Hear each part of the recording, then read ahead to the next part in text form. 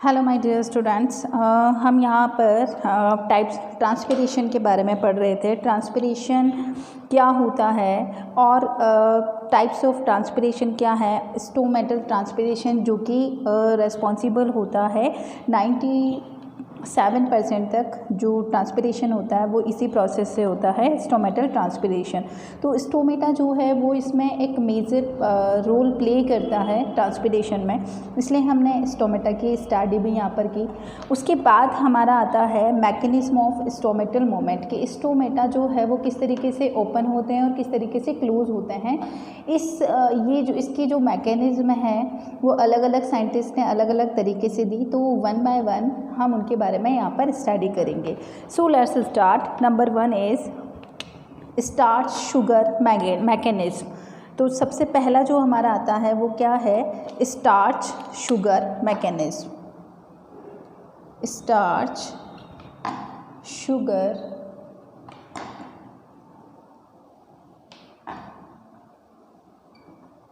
Mechanism. यहाँ पर अब आपको पता है कि फोटोसिंथेसिस में, इन द फोटोसिंथेसिस प्लांट्स जो हैं अपना खाना खुद बनाते हैं। Plants make their own food. CO2 plus H2O दोनों लेकर प्लांट्स जो हैं वो अपना खाना खुद बनाते हैं, मीन्स इट इज़ ग्लूकोज। ये क्या है, ग्लूकोज। अब क्या होता है कि ये ग्लूकोज जो है ये तो फोटोसिंथेसिस में बनता है, लेकिन ये स्टोर करता है plant in form of starch. किस फॉर्म में ये स्टोर करता है, स्टार्च। प्लांट जो फूड है वो किस फॉर्म में स्टोर रहता है, स्टार्च में। तो यहाँ पर इट इज़ ग्लूकोज क्या है, शुगर। तो यहाँ पर sugar and starch and sugar ये दोनों आपस में क्या रहते हैं, इंटर कन्वर्ट रहते हैं, एक दूसरे में कन्वर्ट होते रहते हैं। और इस प्रोसेस पर ही जो स्टोमेटा है वो ओपन और क्लोज होते हैं। ठीक है, इस मैकेनिज्म में हम उसके बारे में पढ़ेंगे। तो यहाँ पर जो ये वाली जो मैकेनिज्म है वो किसने दी थी हमें, JD सैयर ने दी थी। इस वाले मैकेनिज्म के बारे में उन्होंने बताया। क्या बताया, क्या कहते हैं ये, जस्ट देखते हैं।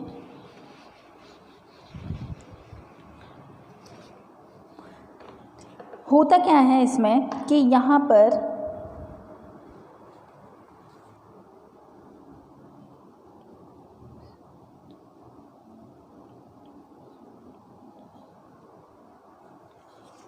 अब यहाँ पर देखो दो तरीके के प्रोसेस होंगे हमारे पास। एक तो मैं यहाँ पर अलग अलग तरीके से इन लाइट या इन डे अगर हम बात करें तो जो दिन के टाइम पे है तो लाइट होगी। इट मीन्स यहाँ पर प्लांट्स क्या कर रहे हैं, फोटोसिंथेसिस कर रहे हैं।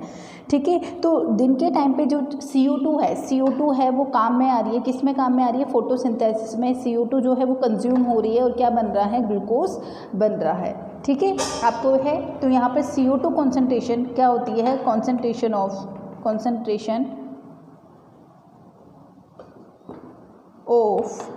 CO2, ये जो मैं साइन लगा रही हूँ ये डिक्रीज़ का है। ठीक है, इसका मतलब क्या होता है, डिक्रीज़, और इसका मतलब क्या होगा, इंक्रीज़। ठीक है, तो आप ये थोड़ा सा कंसीडर करें।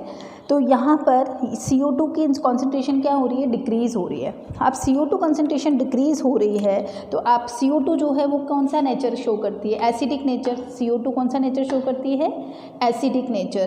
तो एसिडिक, अगर CO2 की कॉन्सेंट्रेशन डिक्रीज़ हो रही है तो इसका मतलब जो pH लेवल है, pH लेवल में 7 से जो नीचे अगर इधर हम जाएँ तो यहाँ पर एसिडिक है और यहाँ पर क्या है, बेस है। तो यहाँ पर 7 pH क्या हो जाएगी, 7 से कम हो जाएगी, मतलब pH भी क्या हो रही है, डिक्रीज़। pH क्या हो रही है, सॉरी, इंक्रीज़ हो रही है।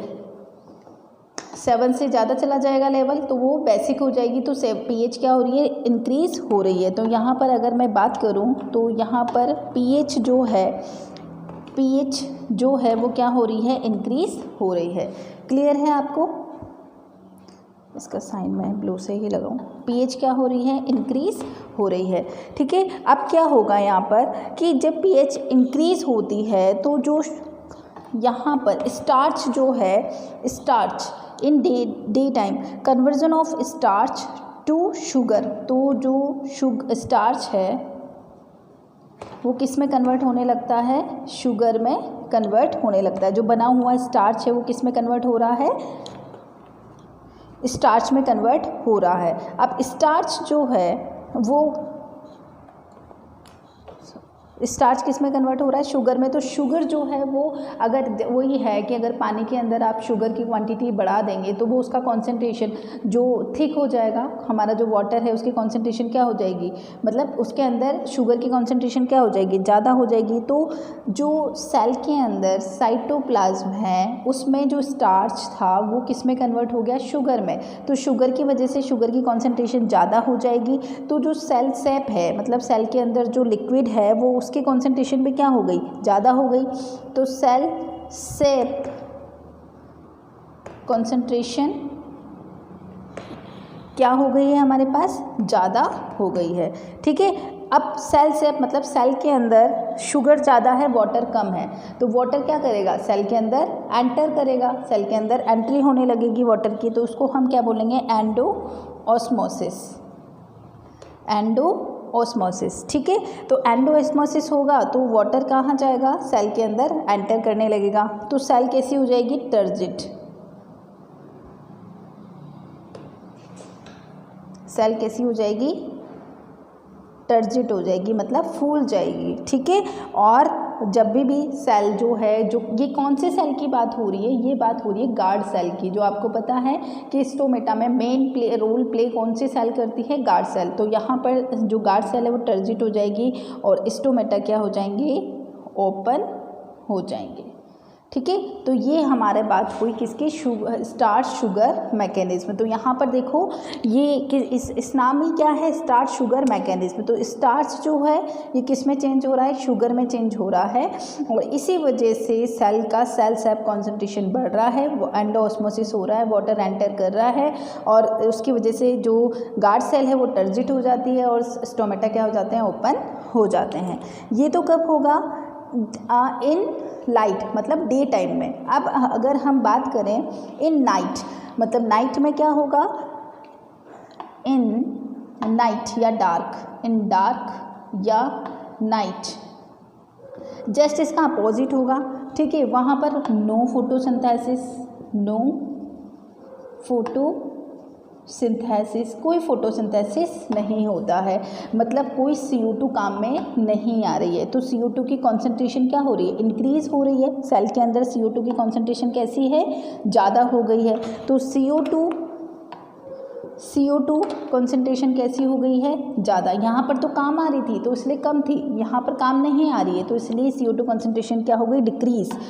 देन अब क्या होगा, तो pH लेवल क्या हो गया, डिक्रीज़ हो गया। एसिडिक CO2 ज़्यादा है तो एसिडिक मीडियम बढ़ गया है तो pH क्या हो गया, डिक्रीज़ हो गया है। उसके बाद क्या होगा, pH क्या हो गया है, डिक्रीज़। उसके बाद क्या होगा, वही जब pH डिक्रीज़ हो जाती है। अच्छा, यहाँ पर कौन किस में कन्वर्ट होगा, it is depend on the pH। बहुत सारी चीज़ों के ऊपर डिपेंड करता है, उसमें से एक फैक्टर क्या है, pH भी है। तो यहाँ पर pH ज़्यादा था तो स्टार्च शुगर में कन्वर्ट हो रहा था, यहाँ पर pH कम है। ठीक है, तो यहाँ पर जो शुगर है वो किस में कन्वर्ट हो रहा है, स्टार्च में कन्वर्ट हो रहा है। तो यहाँ पर सेल के अंदर वाटर की, पहले शुगर की कॉन्सेंट्रेशन ज़्यादा थी, यहाँ पर किसकी ज़्यादा हो गई, वाटर की कॉन्सेंट्रेशन ज़्यादा हो गई। शुगर ऑलरेडी किस में चेंज हो गया, स्टार्च में, तो वाटर बढ़ गया। तो इसलिए वाटर जो है वो सेल से बाहर आने लगेगा, जो गार्ड सेल है उससे बाहर आने लगेगा, और उसको हम क्या बोलते हैं, एक्सोऑस्मोसिस। गार्ड सेल से बाहर आ गया। ठीक है, तो जो टर्गर प्रेशर है वो कम हो गया, मतलब सेल कैसी हो गई, गार्ड सेल कैसी हो गई, फ्लैसिड, पिचक गई है। तो अब स्टोमेटा क्या हो जाएंगे, क्लोज हो जाएंगे।